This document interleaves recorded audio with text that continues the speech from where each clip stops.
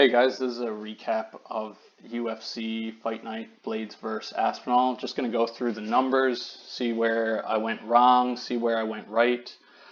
Overall, it wasn't a great night. Went down around 25 units, so pretty bad night. Didn't get many things to go our way, and there was a ton of decisions on this card. So usually with my strategy, if there's a lot of decisions, that means we're not hitting those long shot props that yield a lot of profit. But anyway, we'll go through and just see what went right, what went wrong. So first fight, Dalby and Silva. We had the most likely event, Dalby decision, and that was the final outcome. In my system, there was value on sub and the TKO, and I did ultimately take them in both in round 2 and 3. The submission was roughly 26-1, so it was worth a bet there. And in this fight, the first round, Silva came out and clearly won the first round, almost got the submission. He got back control, but didn't sink it. So we were also on his submission, as that was his most likely event. Dalby survived and got into round 2 and turned the fight around. Silva gassed, and he did almost finish him by TKO in the second round. So I guess when I mentioned in my previous video that the bookies had the odds low on the TKO, they were expecting that as a pretty good possibility, even though in my numbers I only had it at around 8%. So I thought there was something off about that line, and that's usually the bookies telling you this is there's a good chance of this happening. So I did take that, but ultimately it didn't happen. Once it moved into the third round, it looked like, you know, Dalby could definitely finish this, and towards the end of the round he did have a submission attempt, but too late to get it, and it didn't look like he was going to get it anyway, but he did try. So, you know, at the end of the day, we knew that this was most likely going to go to decision, but I felt it was worth a couple shots on these. Didn't work out. Second fight, Mandy Bohm versus Victoria Leonardo. Once again, Bohm looked unimpressive. I mean, it seems like she made some improvements, but I mean, she had a 7-inch range, and that, I guess that's why you could also lean on that KO, because she should have used that better. But Leonardo closed the distance, did a lot of grappling up against the cage, and made it a dirty fight. Ultimately, Leonardo came out with the decision, and as you can see here, Leonardo's most likely event was decision. So numbers were right on that side, but once again, it was only plus 220, so you're not going to make a lot of money off that compared to the other bets, as we were on Bohm KO in rounds 2 or 3, and we also took her decision. For Leonardo, we were on her submission rounds 2 and 3 and decision. So once again, another fight that yielded us a loss. Third fight, Jai Herbert, Kyle Nelson. I'm very surprised this went to decision. As you can see here, Jai Herbert less than 5% chance of decision, and Nelson 9%. And this ended up going all 3 rounds. Herbert did mention on Twitter after that he needed this win. He played it safe. He played it smart. Just outpointed Nelson, and didn't put himself in any vulnerable positions. So at the end of the day, he got the win.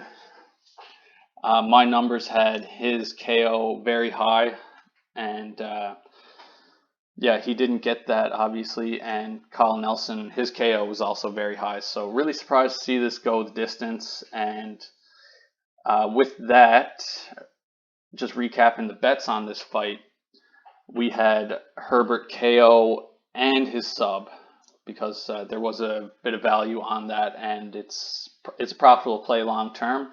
And on the Nelson side, we were just on KO. So we missed all those bets, so that was a huge loss. Mikheyev and Johnson. Mikheyev dominated this fight start to finish, and he did win by decision, which was our most likely event. Johnson had never been finished in his career. Before the fight, he was 11-2, so that's why it propped up Mokheyev's decision.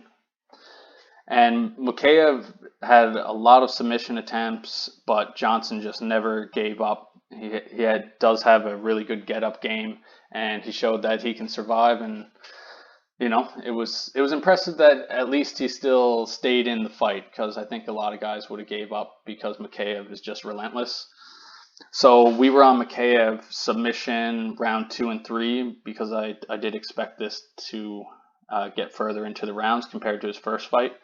And Charles Johnson, we just took a flyer on decision, just in case, he was able to compete and eke out a split decision or something. But this was a clear Mikheyev victory, and he came close to getting the finish, but couldn't get it done. Amir Khani, Jonathan Pierce. This was the first big prop of the night that I did hit. With the numbers, we were looking at Amir Khani's submission in the first 2 rounds, and Pierce, I took KO in rounds 2 and 3. The reason for that, if you look at his history and you watch his fight tape, he's about breaking his opponent down, and that's exactly what he did to Amir Khani. He got the KO in round 2, so that was a nice hit. And I believe I also took both by decision, just in case it got there. And as you can see here at the closing line, Pierce's most valuable prop was his KO. And I had that as the most likely event, and he did hit it. It was a big win for him, and he's looking good in this division. Nathaniel Wood, Charles Rosa, complete domination by Wood. This one also hit the most likely event of decision. Nathaniel Wood was chopping his legs. He could have very easily got the TKO. If it was a 5-round fight, it definitely would have happened. And however, I was on his submission because long-term profitability for fighters in this money line range. That being said, he didn't go to the ground at all. Charles Rosa almost had a submission in the first round, which we were also on. However, Wood wanted to keep this standing and just pick him apart, and he did a really good job, really good game plan there.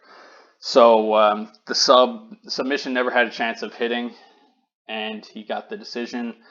On the other hand, Rosa, we also took his decision and his submission, as I just said, and he did almost get it, but it was too late in the round. Either way, dominant performance by Wood. Jacasey and Hadzovic, once again, the most likely event here, decision. As I said before, with decision, you're not going to make much money off it unless it's a fight where the two fighters rarely go to decision, then the odds are high. But this one, I believe Jacasey decision was around plus 175, so not much to be made there. We also took his submission because it was his most valuable. It was his most valuable prop right here, and all he did in the fight was just get Hadzovic to the ground, wrestle him, and I mean he had the chance to take the back and go for the submission, but I guess that's just not his fighting style, as evidenced by his less than 6% chance at the submission, and that's why the odds were so high on it. But somebody that is a grappler probably would have finished Hadzovic by decision, no trouble.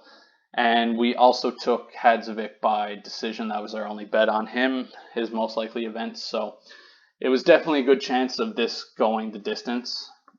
And unfortunately, just, Jacasey, if he was a capable submission artist, I guess, he could have had it.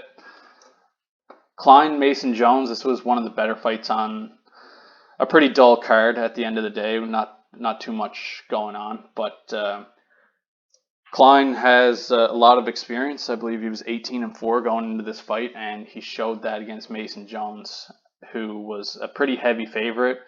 And I said in my previous video that I didn't think the line should be this big of a discrepancy, and Klein showed why for sure. He did rock Mason Jones. He dropped him in the second round, and that was his most likely event, TKO.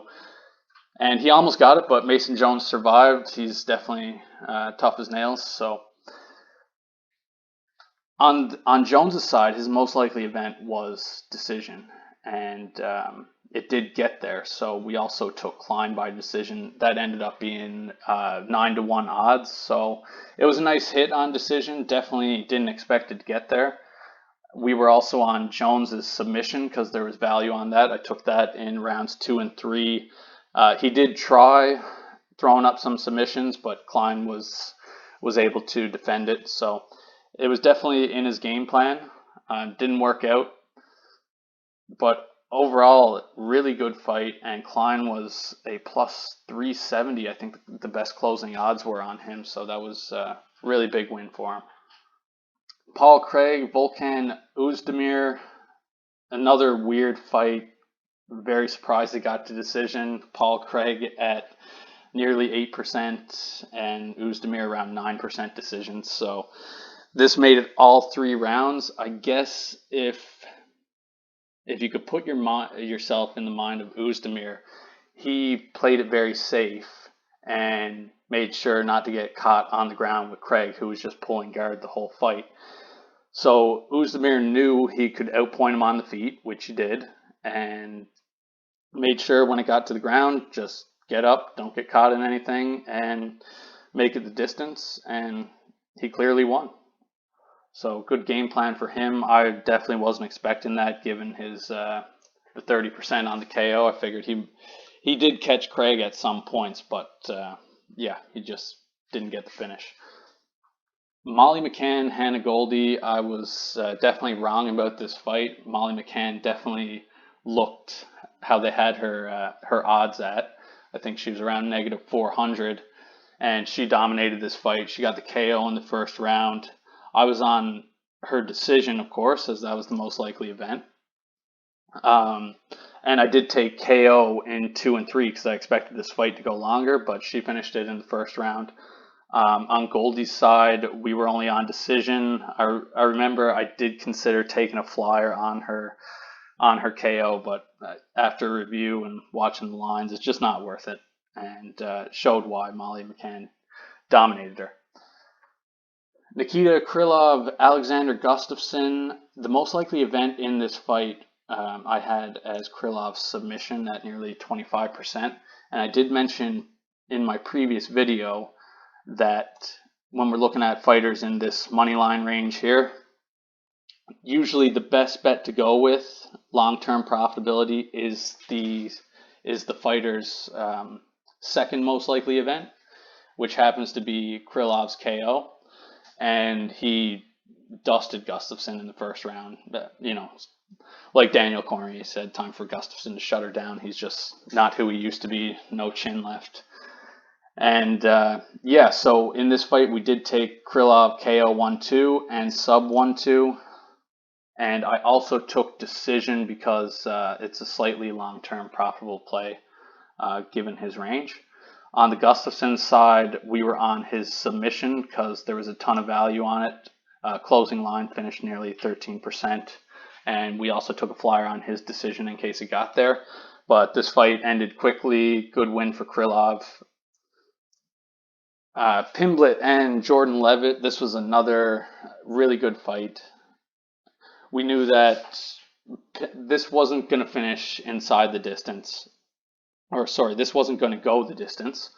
And we were on Pimblett, his most likely event, submission in the first 2 rounds, and we also took KO in the first 2 rounds. On the Levitt side, his most likely event was sub 1-2.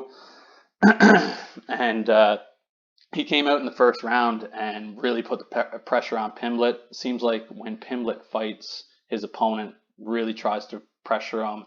But Pimblett shows he has good defense, and he's able to survive. He got to the second round, and that's where the fight turned. And Pimblett managed to get the rear naked choke on Levitt. It was a really nice finish, trapped his arm, and shows Pimblett got skills. He's not all talk. So definitely interested to see his next fight, whoever that's going to be against. But as he moves up, I don't know. Once he gets to that top 10 or top 15 range, it might be time to fade him. We'll see. Second last fight, Jack Hermansson, Chris Curtis. This was a good fight in terms of Hermansson's gameplay. He's the bigger guy, had a slightly bigger reach advantage. He kept Curtis at range and picked him apart. Really good lateral movement. Chris Curtis didn't cut him off. He was just chasing him the whole fight and couldn't catch him. So in this fight, Hermansson, we were on his KO in rounds 2 and 3 and decision. And he did rock Curtis with a head kick, and then he was throwing up a lot of elbows at him, and almost got the finish, but didn't get there. Curtis covered up. We know he's a super tough guy. And that would have been a nice hit to get. I believe Hermansson's closing odds on the KO were plus 650. But that's the way she goes. We knew the chance of decision was likely in this one as well. That's why we took both. And like I said in the previous video, we were definitely going to be on Curtis's KO as it was the most likely event. And I did mention that I was considering taking his submission given the odds. At one point it was plus 5,000. It shot down to, I think it closed around 2,500. I didn't end up taking it, but it still was a value pick. But given Hermansson's wrestling ability, I just don't think the fight would have gotten there. And, good call on that one. But either way, didn't make any money off this fight either. And the last fight, really disappointing. As everyone knows, Aspinall blew his knee in 15 seconds. As it's not good. It sucks for Aspinall and the fans watching the fight, but that's it. That's fighting. That's possible. It just happened to Ortega and against Jair Rodriguez last week.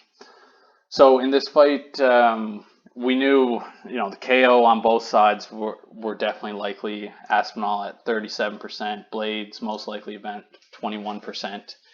And Blaydes ultimately gets the TKO in round 1, which we were on, so saved a little bit of damage, but not enough to recoup the losses that I had on this card.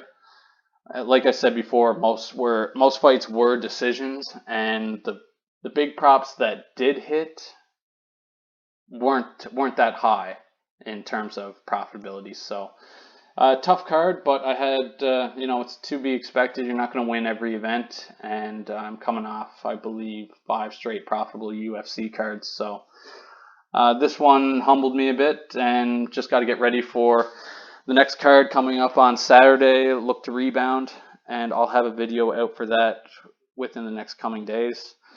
Thanks for tuning in.